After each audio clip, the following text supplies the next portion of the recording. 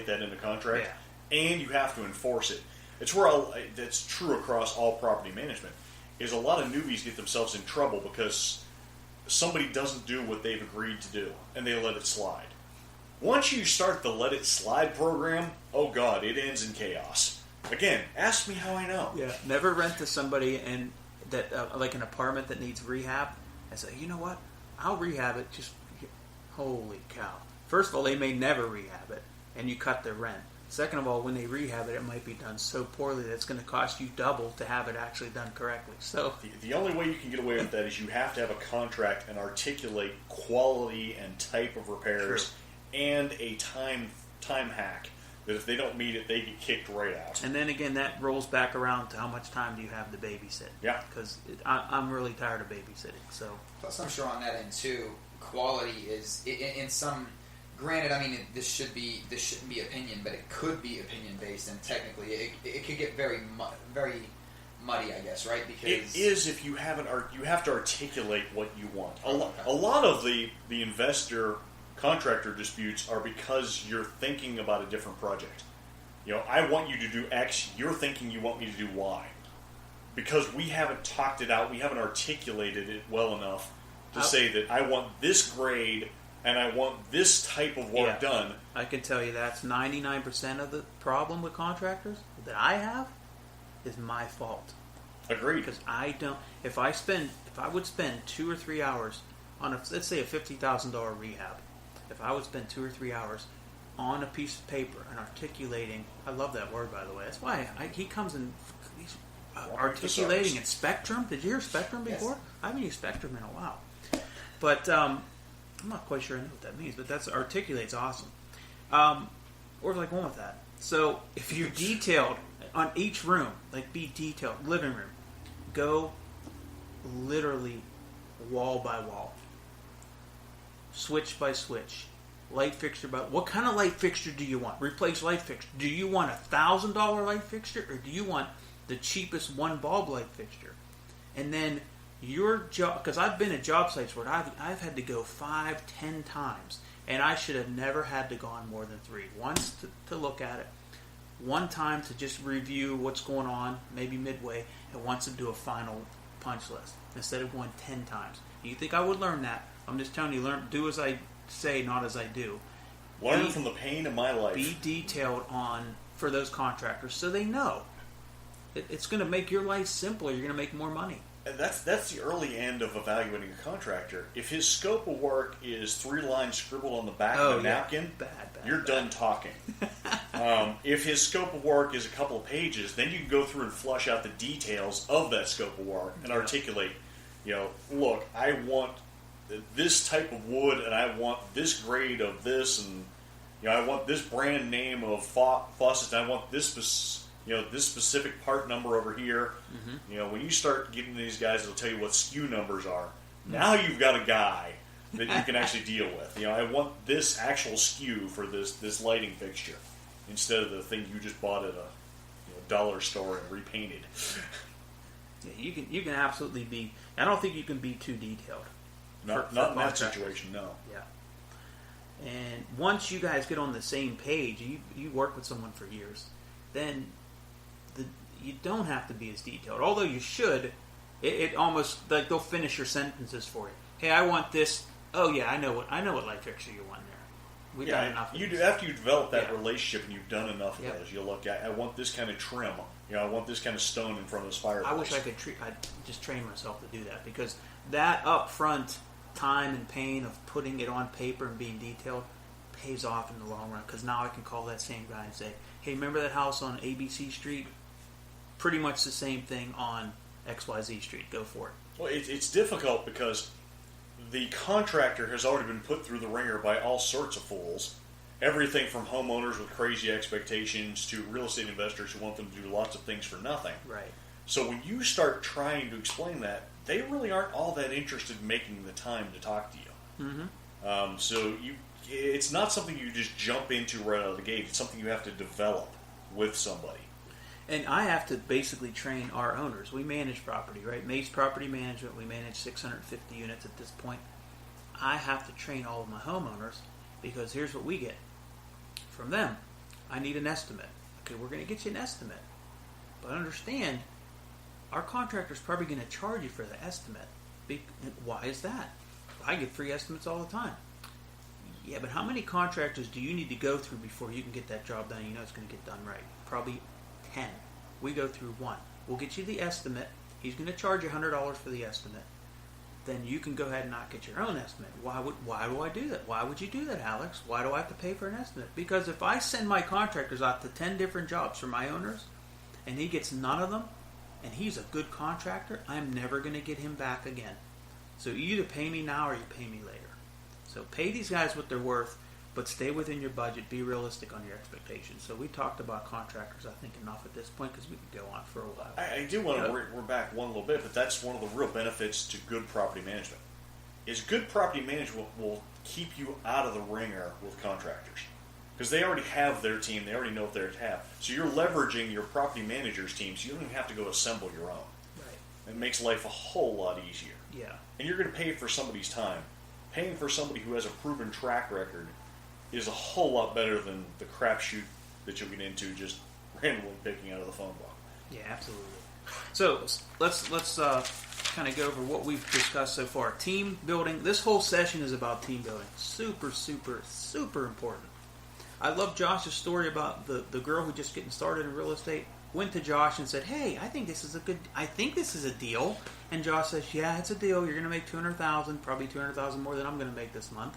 But by knowing Josh and talking to her friend and letting that friend know that they're in real estate, boom, team building and marketing, super, super critical.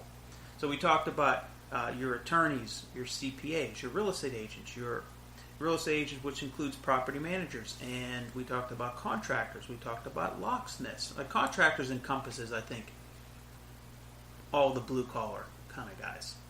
But who else am I missing here, Josh? I know you're probably going to come up with 10 more, but we got probably 15 more minutes here. I mean, who else are we missing that needs to be on? You already got your financial planner, correct? Our team. Financial planner is a good one. Whoa, you came up with some substance for this podcast. Every once in a while. That's value here. Good for you. Your stock just went way up in my eyes. So a financial planner, that's when you start making those big bucks. It's not how much you make, it's how much you can keep. So you want to have Roth IRAs and self-directed IRAs and this and that and life insurance and overseas bank accounts and drug lords and all that stuff. I'm sure you can learn something from everybody. But honestly, a person who knows how to shelter money is just as important as someone who knows how to tell you how to make the money. And I haven't even gotten there yet. I do need a good financial planner at some point, but super critical. Good point. Thank you, sir. Like I said, your stock just went up. Thank you, sir. How about you, Josh? Do you have any others you want to add? I tend to look at bird dogs, one of my favorite categories of people. And I do bird dogging a little different than normal people because I do a lot of creative finance deals. I eternally have some house that's either for sale very cheaply as a cash deal, or I'll have something that comes with owner financing terms. And for every one of those houses, I've got one person who will actually be my buyer. And a herd of other people who came in somewhere between 2nd and 30th place. I take my herd and I say, listen, this one wasn't meant to be yours, obviously, but I'm pretty good at negotiating these, so if you find a house that you like, bring it to me and I'll give you first dibs to buy it. So I send them crawling all over town looking for deals for me because they came in 2nd through 30th trying to buy the first house. I know that they want to buy a house. If they can find a house and I can negotiate it, I've already got a sale in place. And they will, again, generate a whole other herd of people who didn't quite get that deal. Some great ideas. These are little nuggets that, I mean, just one nugget from this podcast can literally make you hundreds of thousands, millions of dollars. And you don't have to do everything we're talking about. You don't have to have every tool in your tool belt, but master how to use that hammer. Master how to use that saw.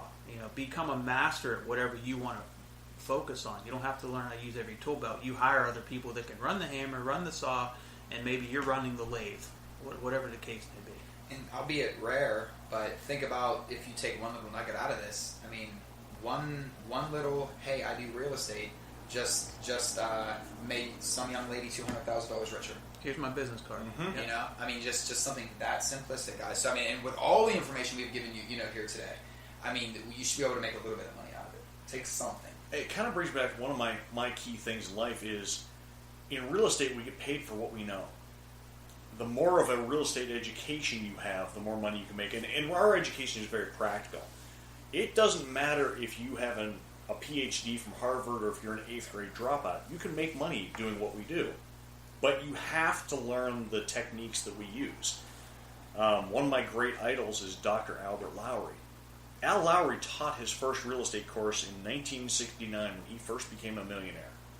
That man is still alive and kicking, and he will tell you at any moment you choose to ask that he is still learning. There is that much to know in our field. Let me ask you guys a question too, from somebody on the outside looking in. I heard, an athlete / actor, whatever you want to call him, but I once heard John Cena say, "You are the sum of the 5 people closest to you." So in business, in a way, I mean, you are the sum of the 5 closest people to you in business. So the more successful you want to be, surround yourself with successful people. I mean, I think there was a lot to that statement that, when I heard that a couple years ago, I really grabbed it and was like, wait, there's a lot of substance in this. You're a product of your environment. Yes, sir. That's absolutely true. I've heard that articulated as your income will be the average of those 5 people you spend the most time with. I like that. And I've heard it. Yeah, so when Josh does that $50 million deal, I'm going to be I'm going to hang out with better people. We're going to be hanging out all together. I'll be the guy outside like, hey guys, hey, let me in. Hey, buddy. But it's, realistically, growing up as a kid, I was poor. Nobody I associated with had any concept of how to make money doing anything. Now my social circle is quite a bit different. But there are just exponential levels above me into the Trump world where, billionaires understand things that I haven't conceived of yet. So if I could spend my time hanging out with billionaires and multimillionaires and such, my learning curve will accelerate quite a bit because they'll talk about the things they're doing. It's a very important thing to understand in the grand world of networking is you want to network with people who can teach you things. Yeah, hang around people that are smarter than you. If you're the smartest guy in the room, leave. and honestly, and that's very rare for me.